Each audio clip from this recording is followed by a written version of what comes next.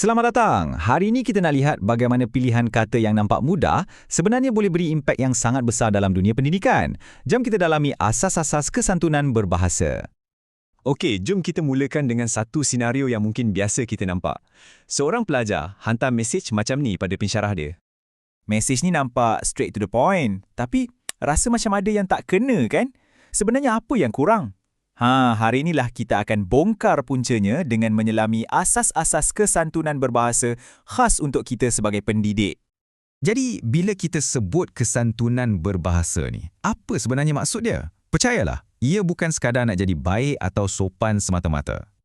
Konsep utamanya yang kita ambil dari sumber rujukan kita ialah menjaga air muka. Mudah kata, ia adalah tentang cara kita melindungi maruah dan harga diri setiap orang dalam perbualan tu, termasuklah diri kita sendiri.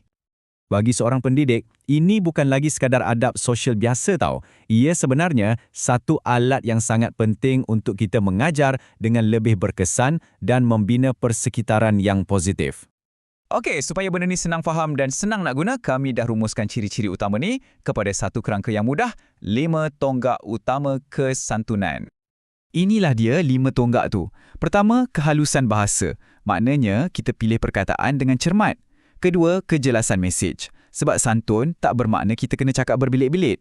Ketiga, kesesuaian konteks. Kena faham situasi kita. Keempat, kepekaan sosial. Elakkan bahasa yang boleh merendahkan orang lain. Dan yang terakhir, norma budaya. Kita hormat adat dan panggilan hormat yang sesuai. Kelima-lima ni, bila digabungkan, jadilah panduan lengkap untuk berkomunikasi.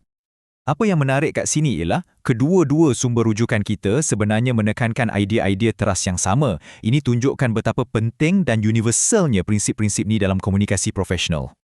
Baiklah, cukup dengan teori. Jom kita tengok macam mana nak gunakannya dalam situasi sebenar. Kita mulakan dengan bilik darjah. Okey, cuba bayangkan. Kelas anda mula jadi bising. Pelajar tak beri perhatian. Sebagai guru, anda ada pilihan macam mana nak respon.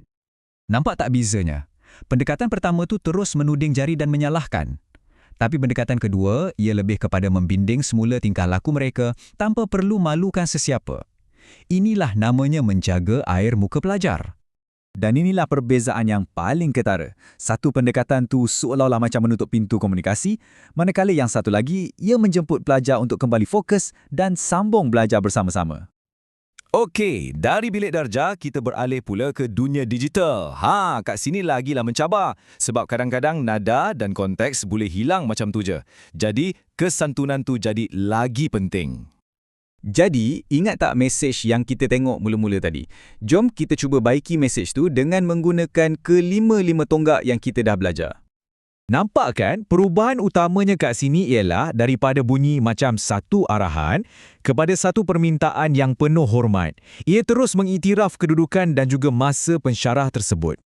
Walaupun nampak macam perubahan kecil, tapi impaknya besar tau. Dengan hanya menambah gelaran doktor, guna perkataan memohon, ia terus menunjukkan yang penghantar ni faham konteks, peka sosial dan ikut norma budaya. Semua tonggak utama tu ada.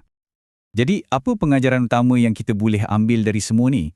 Yang pasti, ia bukan tentang menghafal skrip atau template ayat. Sebenarnya, ini lebih kepada mengubah cara kita berfikir. Mula melihat bahasa tu bukan setakat perkataan, tapi sebagai alat utama kita untuk membina rasa hormat dan seterusnya memupuk satu persekitaran pembelajaran yang betul-betul bermakna. Sebagai penutup, cuba fikirkan sejenak.